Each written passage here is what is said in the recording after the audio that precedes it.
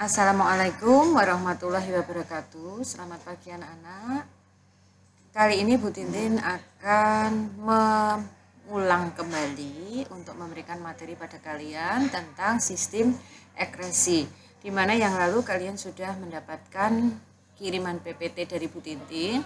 Nah, untuk kali ini Bu Tintin akan menjelaskan tentang materi tersebut. Kalian sehat semua anak-anak? Iya.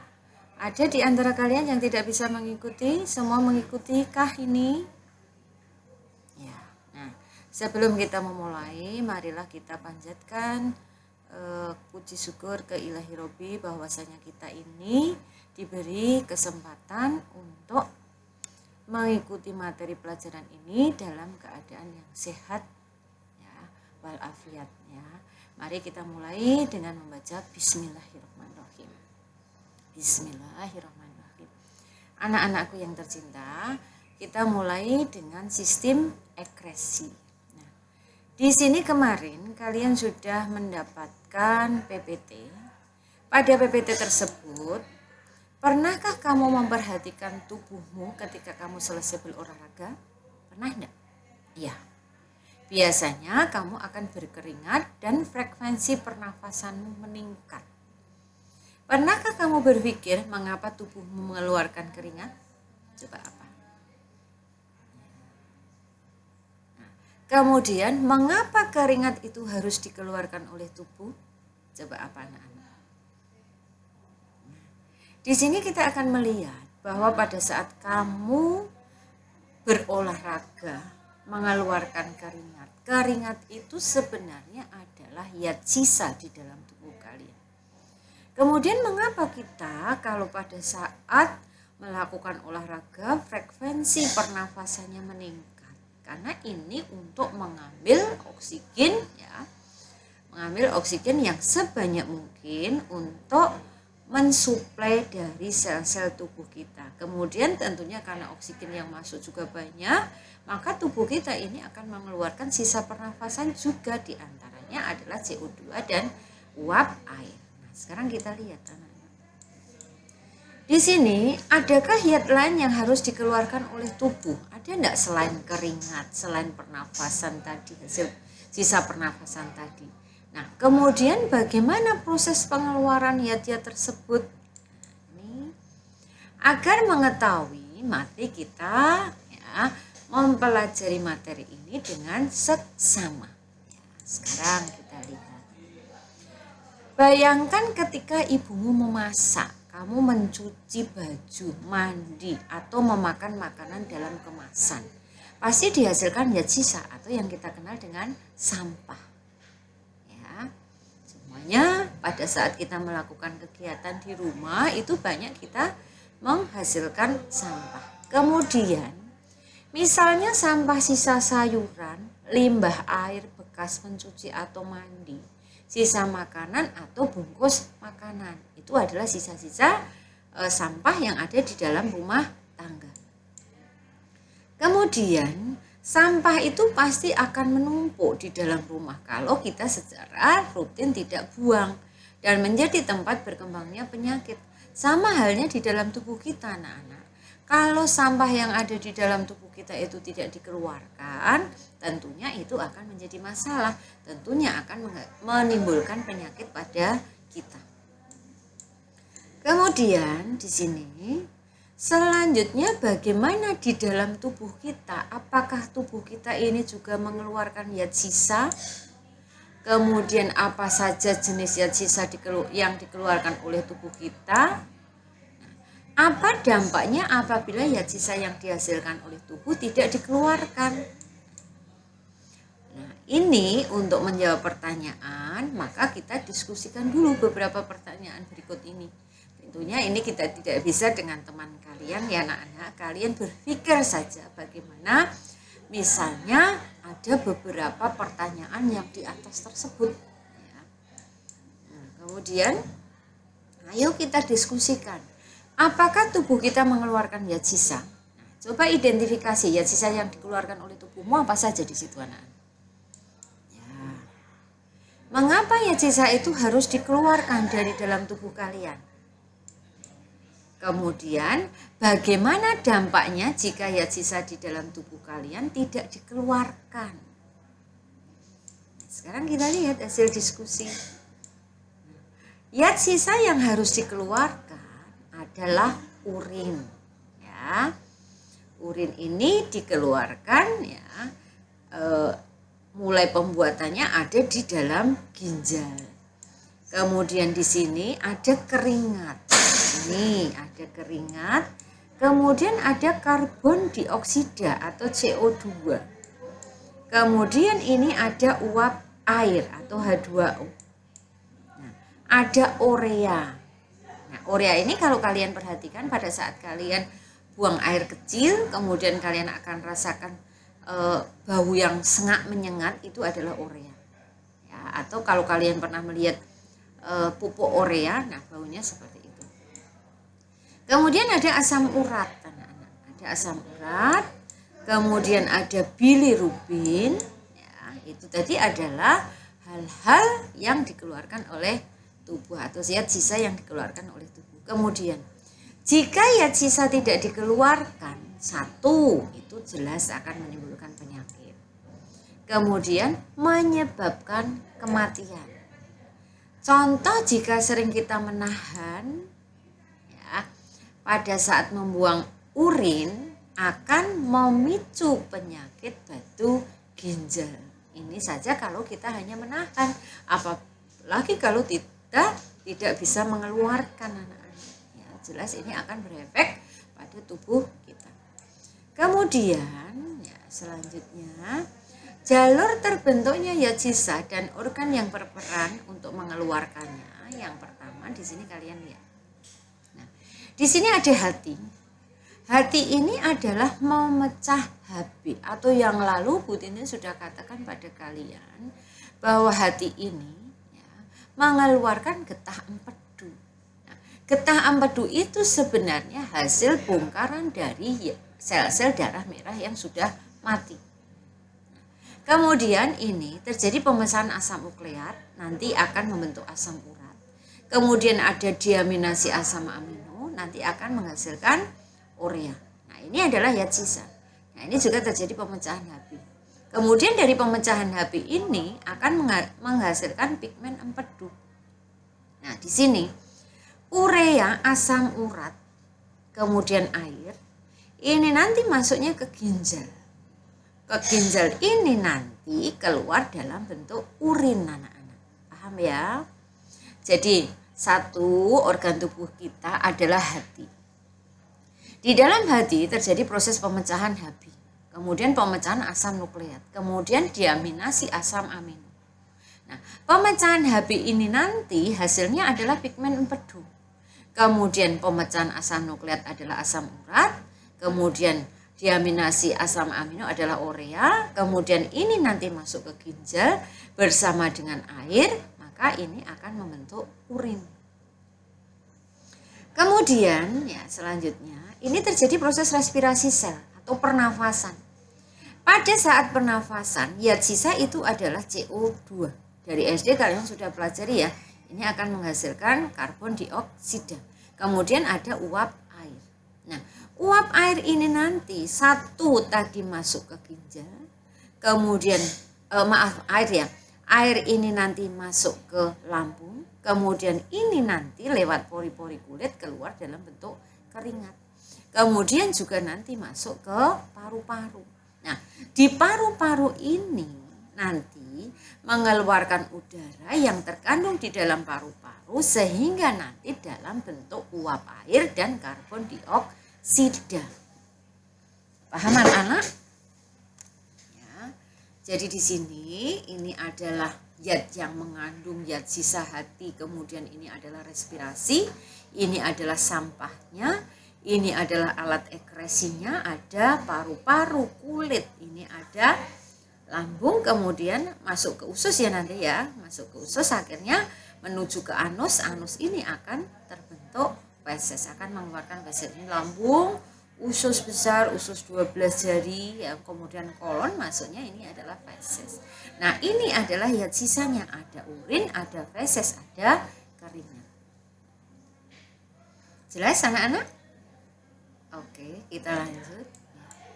Kemudian jalur terbentuknya zat sisa sekarang. Sel melakukan respirasi seluler. Di dalam sel-sel tubuh kita ini akan terjadi respirasi di dalam sel. Maka namanya adalah respirasi seluler.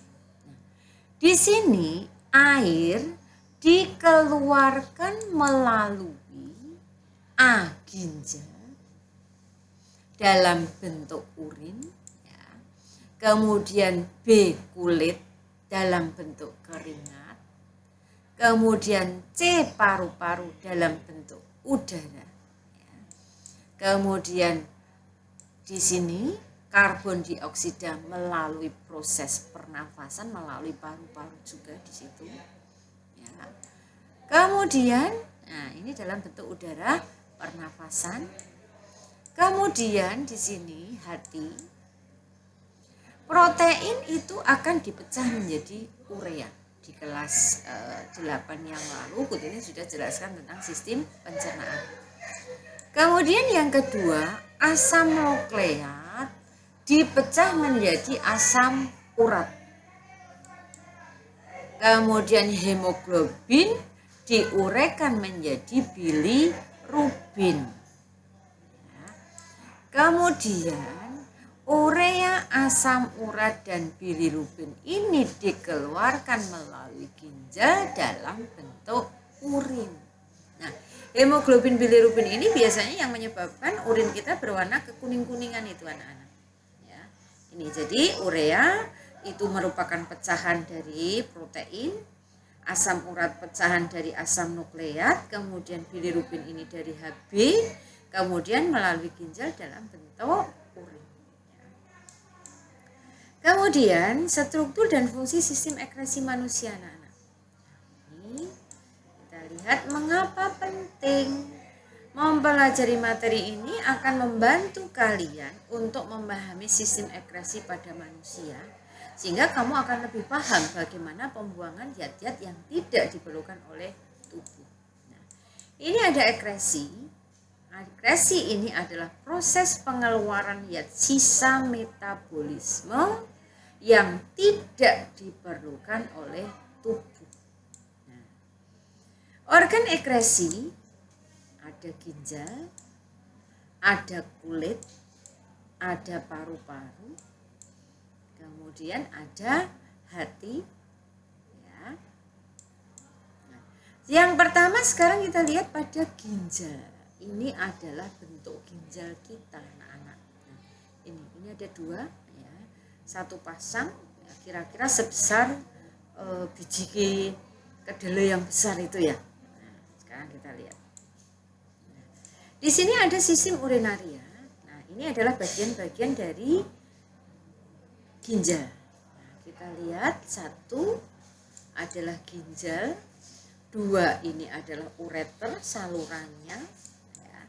Kemudian yang ketiga ini adalah kandung kemih.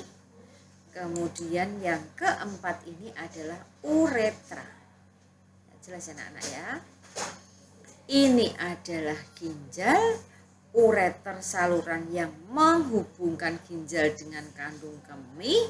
Kemudian uretra ini nanti yang akan mengeluarkan urin ini dari dalam tubuh kita. Kemudian yang warna biru ini adalah vena cava, pembuluh vena yang besar, ya, atau vena yang besar. Ya. Kemudian ini adalah vena yang menuju ke ginjal. Jadi ada vena besar, ada vena yang menuju ke ginjal. Ya, nanti membawa fungsi dari ginjal itu intinya adalah menyaring darah. Jadi nanti masuk ke sini. Ya, ini mengandung darah yang berisi karbon dioksida karena vena di situ. Kemudian ini adalah aorta. Aorta itu adalah cabang dari arteri yang paling besar. Yang lalu sudah pernah dijelaskan ya ini ya. Kemudian ini adalah arteri yang menuju ginjal. Ini adalah arteri yang menuju ginjal juga ini. Ya, jelas ya anak-anak ya. Ini adalah sistem dari urinaria. Kemudian kita lihat fungsi dari ginjal adalah menyaring darah. Letaknya adalah di kanan kiri tulang pinggang di dalam rongga perut pada dinding tubuh bagian belakang. Ya. Kemudian ginjal sebelah kiri itu lebih tinggi daripada ginjal sebelah kanan. Ya. Karena terdesak ke bawah oleh hati. Ya. Kemudian di sini bentuk seperti kacang merah. Ya, bentuknya seperti kacang merah. Kemudian berwarna merah. Ya. Kemudian di sini jika dipotong melintang, ginjal terdiri atas 3 bagian. Coba perhatikan anak-anak. Ya, terdiri atas 3 bagian. Satu bagian yang paling luar adalah korteks. Kemudian yang kedua, bagian sebelah dalam itu adalah medula. Kemudian yang ketiga ini adalah bagian paling tengah, ini adalah pelvis. Ya, ini adalah pelvis. Ya, ini adalah pelvis atau salurannya. Kemudian di sini anak-anak. Nah, kalau kalian perhatikan di sini, nah, ini adalah bagian korteks. Kalau diiris seperti ini adalah bagian korteks. Ini ya. Ini yang luar ini adalah bagian korteks atau korteks renalis. Kemudian di tengah-tengah ini adalah medula. Ini yang medula ini anak-anak. Ini adalah medula. Kemudian ini adalah salurannya menuju pelvis renalis. Nah, ini ada cabang arteri, kemudian ini ada cabang vena. Di sini ada tubulus colectivus. Yang di sini nanti terjadi proses penyaringan ya dari masing-masing yang terjadi di dalam ginjal ini. Kemudian yang di sini ada kapsula Bowman. Nanti satu persatu akan dijelaskan anak-anak. Ini adalah kapsula Bowman. Nah, sekarang kita lihat di sini korteks renalis atau kulit ginjal terdapat badan Malpighi. Nah, kemudian medula atau sumsul ginjal ini terdapat saluran-saluran. Kemudian ada pelvis renalis, ini adalah rongga ginjal. Ya. Kemudian berfungsi sebagai penampung urin itu untuk pelvis renalis. Ya. Kemudian sementara ya penampung sebelum dikeluarkan melalui ureter itu ada di pelvis di sini anak-anak. Nah ini di sini.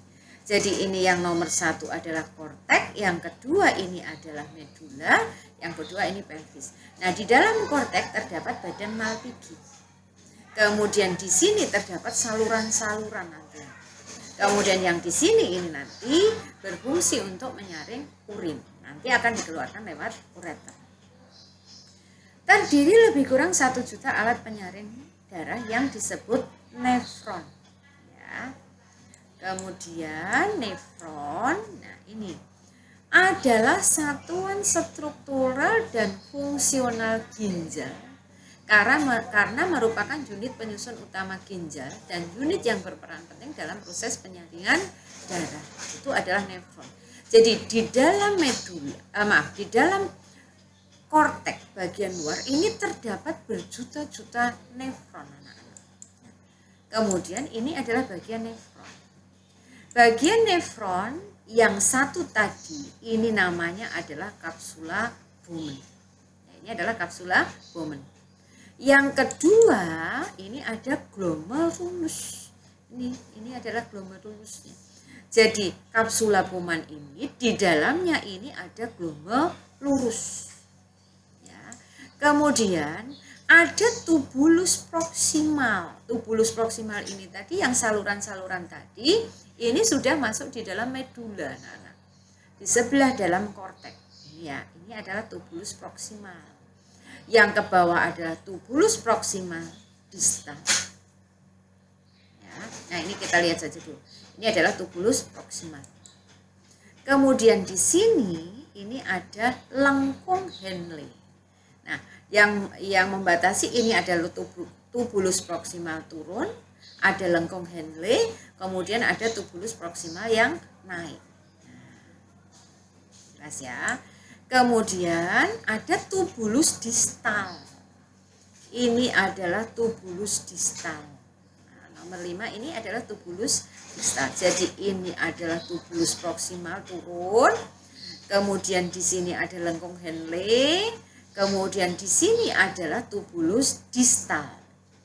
Baru nanti yang keenam ini adalah tubulus colectivus. Yang ini sudah masuk di pelvis renalis di tengah-tengah itu.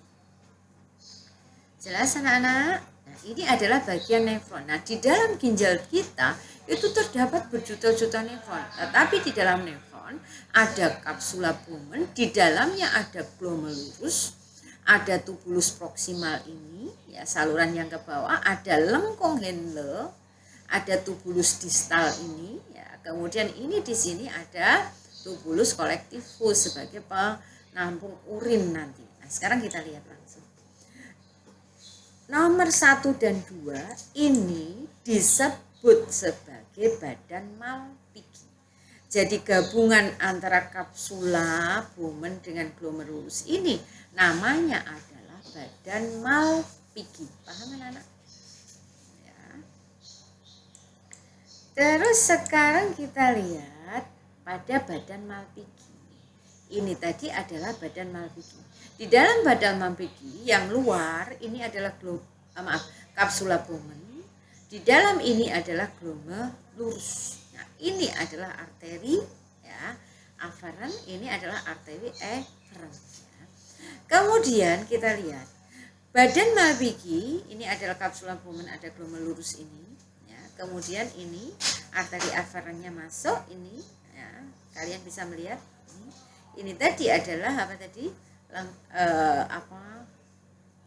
Ini tubulus proksimal, ini tubulus distal. Nah, ini adalah tubulus colectivus tadi. Ini adalah lengkung Henle-nya tadi. Ya. Terus di bagian glomerulus, nah ini terjadi proses penyaringan darah. Nah, darah yang masuk di dalam ginjal ini akan mengalami penyaringan. Nah, sekarang kita lihat untuk selanjutnya. Di sini anak-anak, kita lihat halaman 84-85 di situ. Model penyaringan darah di dalam ginjal. Proses pembentukan urin itu yang pertama adalah filtrasi. Yang kedua adalah reabsorpsi. Ketiga adalah augmentasi. Sekarang kita lihat yang pertama pada filtrasi. Nah, di dalam filtrasi itu ada penyaringan. Jadi darah tadi masuk di dalam glomerulus ya. Dalam glomerulus ini mengalami penyaringan. Kemudian setelah disaring, kita lihat anak-anak. Darah mengalir melalui arteri aferen ginjal. Masuk ya, arteri aferen ini ya, coba kalian perhatikan, ini akan masuk ke sana. Aferen itu masuk ke dalam glomerulus. Di dalam glomerulus ini tersusun atas kapilar-kapilar darah. Di sini akan terjadi proses penyaringan anak-anak. Ya. Kemudian di sini lihat, ketika darah masuk ke glomerulus, tekanan menjadi tinggi sehingga mendorong air dan dari yang ukurannya kecil melalui pori-pori nanti keluar akan dalam bentuk filtrat. Jadi intinya begini, darah yang masuk nanti lewat arteri aferen ini ke dalam glomerulus ini akan mengalami penyaringan. Nah, hasil penyaringan itu namanya adalah filtrat. Hasil penyaringan itu namanya adalah filtrat. Kemudian filtrat tadi tersusun atas urobilin. Dari Hb kan tadi, ini ada urea, ada glukosa, ada asam-asam amino, ada ion-ion. Ion ini ada natrium, ada kalium, ada kalsium, ada klor. Ya, ini kalian intinya filtrat gitu saja. Kemudian di sini, ya, filtrat itu disimpan sementara tadi di kapsula Bowman. Ya, ini adalah kapsula Bowman. Kalian tahu tadi bahwa glomerulus ini ada dilindungi oleh kapsula Bowman. Nah, di sini nanti filtrat disimpan di kapsula Bowman ini. Nah, kapsula Bowman dengan ya glomerulus ini disebut tadi badan Malpighi. Ya. Kemudian anak-anak, darah dan protein itu tetap tinggal di sini di kapiler darah ini karena tidak dapat menembus pori-pori glomerulus. Ya. Kemudian filtrat yang ditampung di dalam kapsula Bowman itu ini disebut sebagai urin primer. Ya, disebut sebagai urin primer. Sebentar anak-anak. Halo, aku tak ngulang sih ya. Bentar. Oke. Ini disebut sebagai kapsula Bowman. Ya. Di kapsula Bowman ini filtrat tadi namanya adalah urin primer anak-anak. Tapi di sini tadi untuk yang darah dan protein tetap tinggal di sini. Kemudian pembentukan urin primer ini disebut tadi sebagai filtrasi. Ya, pembentukan urin primer ini disebut sebagai filtrasi. Ya. Kemudian yang kedua ada reabsorpsi tadi anak-anak. Nah, tadi urin primer tadi bentukan dari filtrasi tadi masuk ke tubulus proksimal. Ini anak-anak, ini ya. Nah, ini adalah tubulus proksimal. Nah, di dalam tubulus proksimal ini terjadi reabsorpsi anak-anak. Reabsorpsi itu, nah ini ya, ini dari sini ya, ini glomerulus tadi ya. Ini akan masuk ke sini, ke tubulus proksimal. Nah, ini masuk ke tubulus proksimal. Di dalam tubulus proksimal ini terjadi reabsorpsi, penyerapan kembali zat-zat yang masih diperlukan oleh tubuh. Apa tadi? Ada glukosa, ada asam amino, ada ion kalium. Kemudian dari sini terjadi reabsorpsi, masuk lewat lengkung Henle. Kita lihat, yuk pelan-pelan ya anak-anak. Ada urea yang diserap, tetapi hanya sedikit. Kemudian cairan yang dikeluarkan tadi di tubulus proksimal ini terjadi reabsorpsi tadi, maka ini akan dihasilkan urin sekunder. Jadi urin primer tadi masuk ke tubulus proksimal mengalami reabsorpsi, kemudian hasilnya adalah urin sekunder yang mengandung asam amino, ada garam, urea, dan urobilin. Kemudian di sini ya, urobilin inilah yang memberi warna kuning pada urin, sedangkan urea yang menimbulkan bau pada urin. Tadi adalah sebagai urin sekunder. Ya. Terus urin sekunder ini selanjutnya akan masuk ke lengkung Henle. Ini tadi lengkung Henle ya anak-anak ya. Dari lengkung Henle ini akan menuju ke tubulus distal, tubulus yang naik ini. Nah, tubulus yang naik. Selama mengalir dalam lengkung Henle, air di dalam urin sekunder ini terus direabsorpsi. Direabsorpsi itu adalah diserap kembali. Disaring kembali.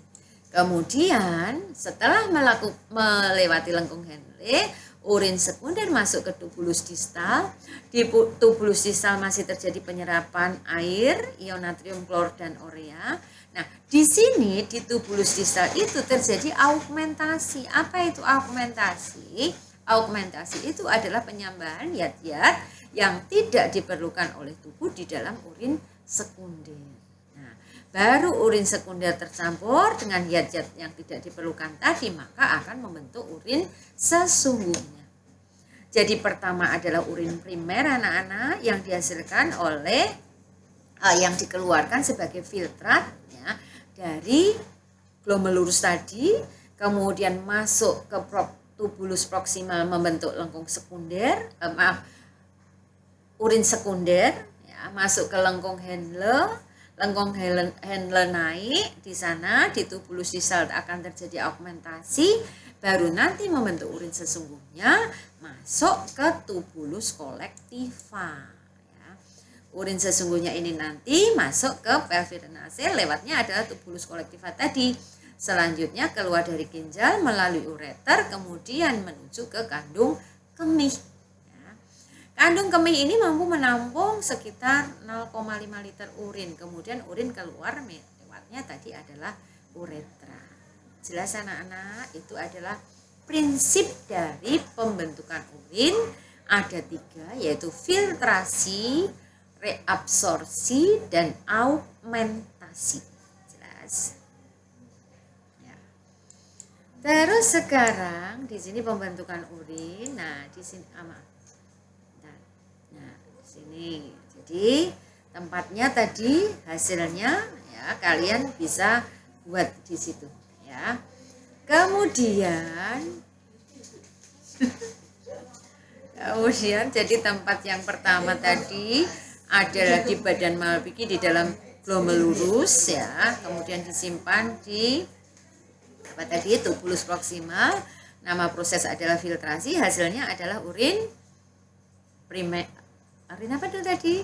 Ya, urin primer. Kemudian yang kedua di tubulus proximal ya. Di sini ada urin sekunder. Nama prosesnya ini adalah reabsorpsi ya, di tubulus proximal ya, reabsorpsi.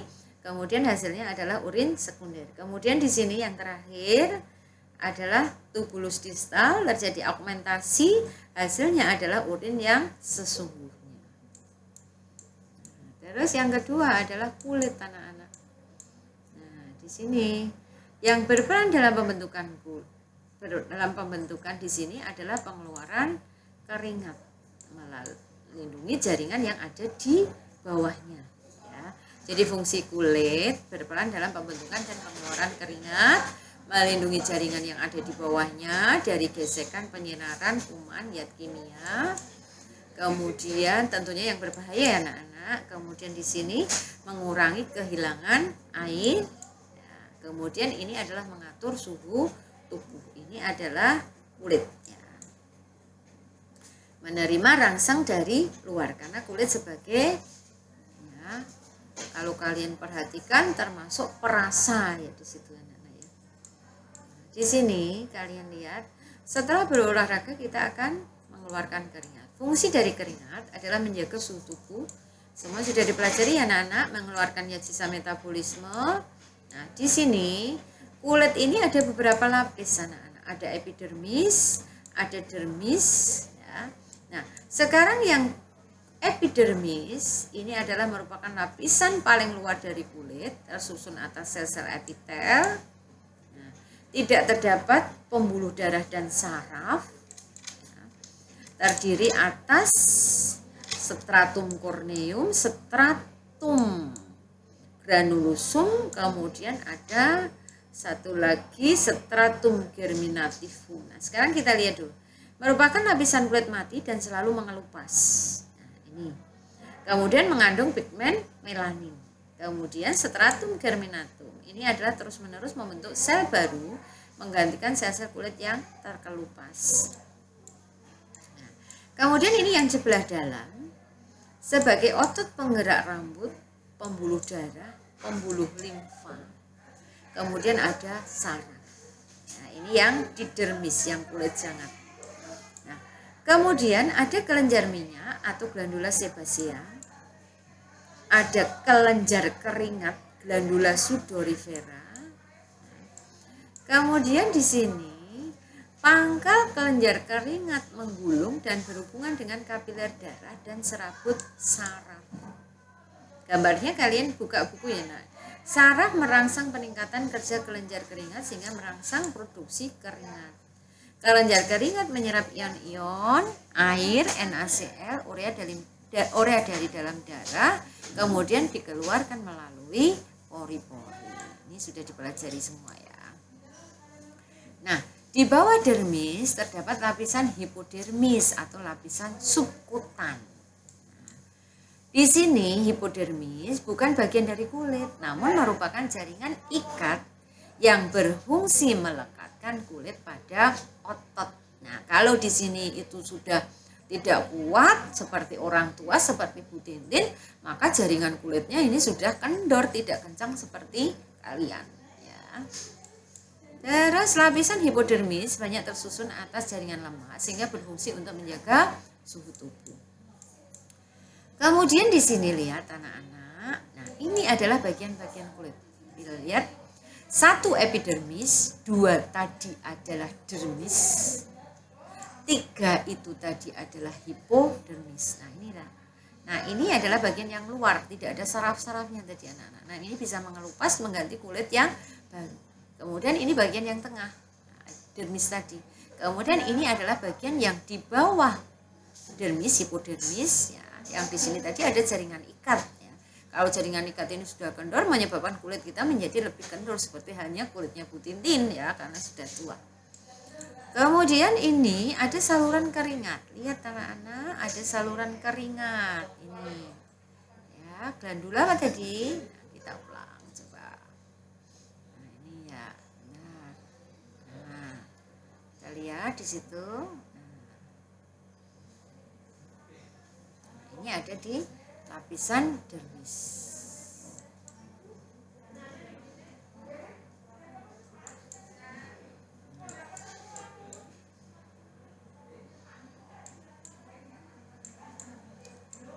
Sekarang lihat, ini hipodermis atau lapisan subkutan. Ini. Nah, kita lihat saja langsung ke sini, anak-anak. Epidermis, dermis, hipodermis ya, kemudian 4 saluran keringat, ada saluran keringat, kemudian 5-nya saraf, ini adalah saraf anak-anak, kemudian 6 ada kelenjar keringat, glandula sebasia tadi, ada jaringan lemak, ini adalah 7 ya, kemudian ya lanjut 8 adalah pembuluh darah, ini adalah yang vena, ini adalah yang arteri, ada kelenjar minyak, 9, ini kelenjar minyak, gambar ya nanti sering keluar loh nak, ini ya kelenjar minyak, kemudian 10 adalah rambut, kemudian 11 inilah yang dikatakan sebagai otot penggerak rambut, kemudian 12 ini adalah pori-pori, ini keluar pori-pori yang mengeluarkan keringat ini. Kemudian tahukah kamu di sini? Tubuh memiliki kemampuan untuk mengatur berapa banyak jumlah air yang harus dikeluarkan oleh tubuh agar jumlah air di dalam darah tetap seimbang, baik dikeluarkan dalam bentuk keringat atau dalam bentuk urin. Kemudian fungsi ini diatur oleh otak yang disebut sebagai hipotalamus. Hipotalamus ini mendeteksi bahwa di dalam darah itu terlalu banyak air, kemudian melepaskan sejumlah hormon, kemudian mendorong ginjal untuk mengeluarkan jumlah urin yang dikeluarkan. Ya. Kemudian di sini, begitu pula ketika suhu udara panas, hipotalamus akan mengeluarkan hormon tertentu, memberikan sinyal pada kelenjar keringat untuk mengeluarkan keringat dari lewat kulit di sini. Ya. Jadi kalau kita itu panas, katakanlah gampangnya begitu. Kalau kita panas, itu kita lebih banyak mengeluarkan keringat.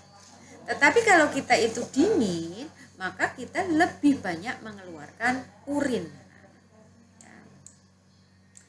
Terus sekarang kulit memiliki kelenjar keringat. Ya ini berfungsi pada saat suhu udara meningkat. Nah ini. Menurutmu mengapa kita harus beringat ketika suhu udara meningkat? Pada kulit ada jaringan adiposa, adalah jaringan lemak di situ tadi anak-anak. Nah, apabila kulitmu tidak ada adiposa, apa yang terjadi di situ? Kita lihat. Nah, ini kita tadi intinya tadi begitu anak-anak. Jadi lemak tadi jaringan adiposa ini adalah untuk mengatur suhu tubuh tadi. Ya. Kemudian ini ada paru-paru. Paru-paru di sini. Nah, ada materi pernafasan ini anak-anak.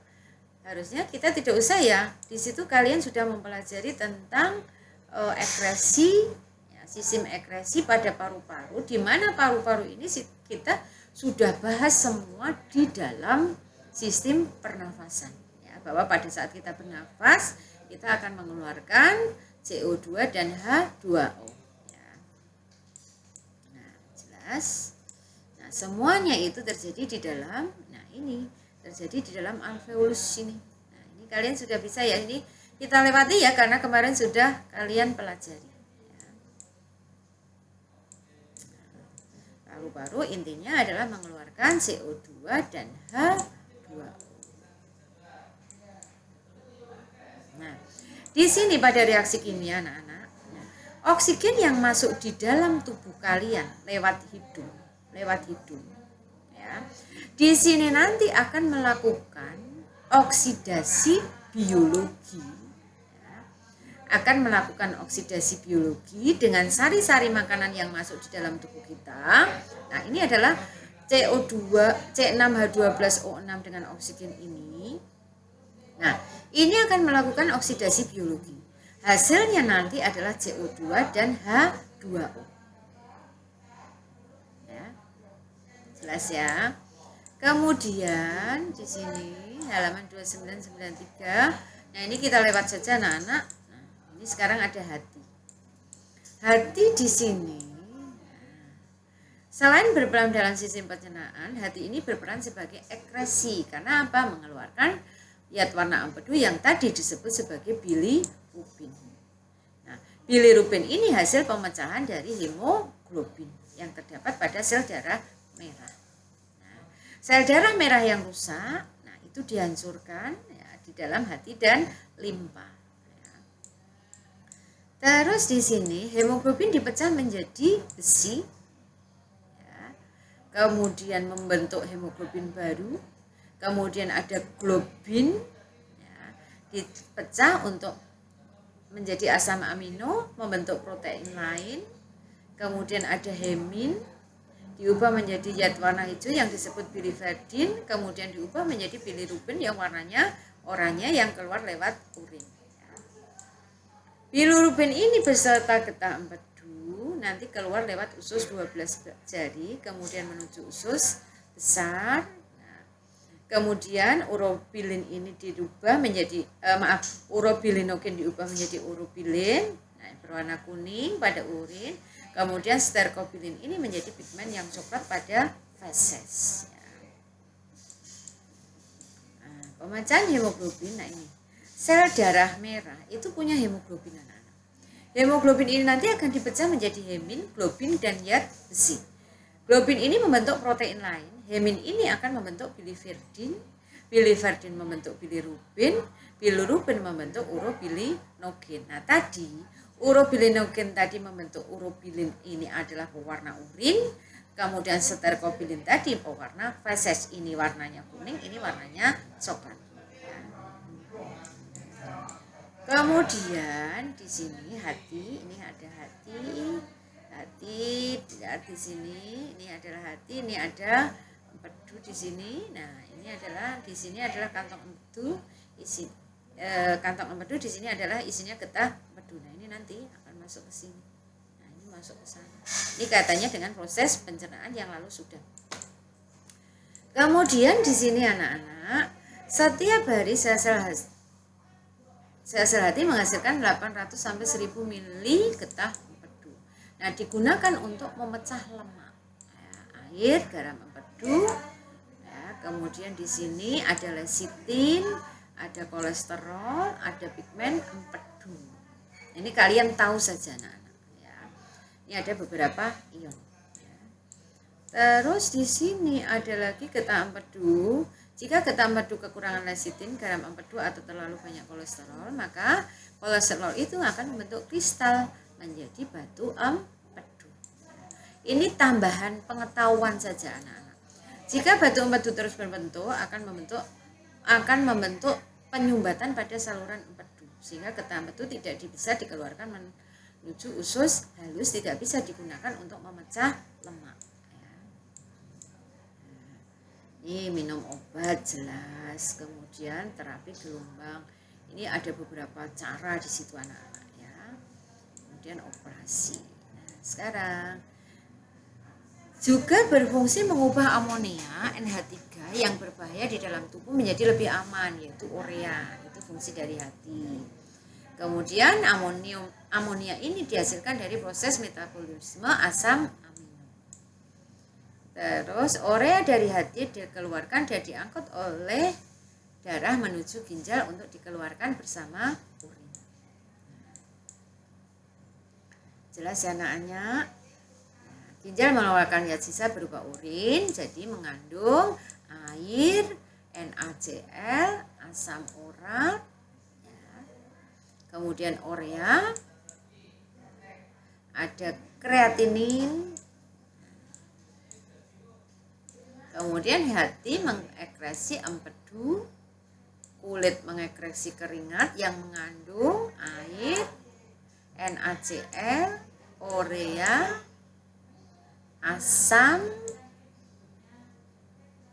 kemudian paru-paru mengekresi CO2, H2O. Ya. Nah, tubuh manusia mengeluarkan air melalui organ-organ ekskresi. Pengaturannya tadi ya tergantung dari lingkungan dan aktivitas yang dilakukan.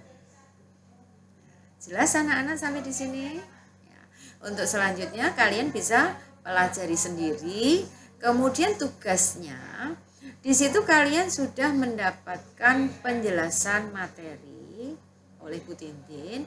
Kemudian anak-anak kalian cari di situ gambar ya tentang penyakit-penyakit yang berkaitan dengan sistem ekskresi.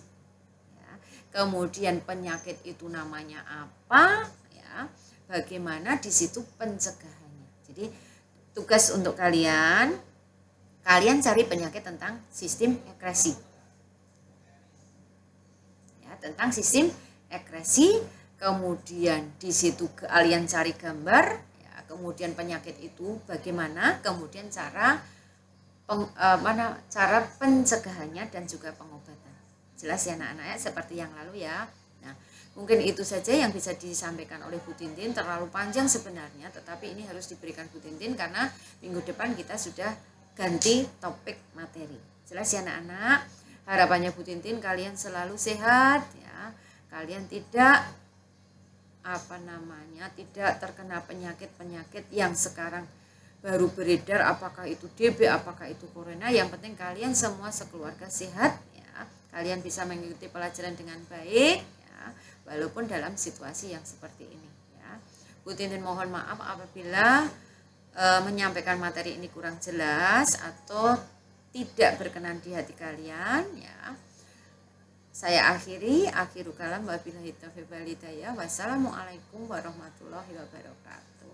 Tugasnya ya anak-anak segera selesaikan ya. Nah, ini Bu Tintin akan gunakan untuk tugas keterampilan ya. Assalamualaikum warahmatullahi wabarakatuh.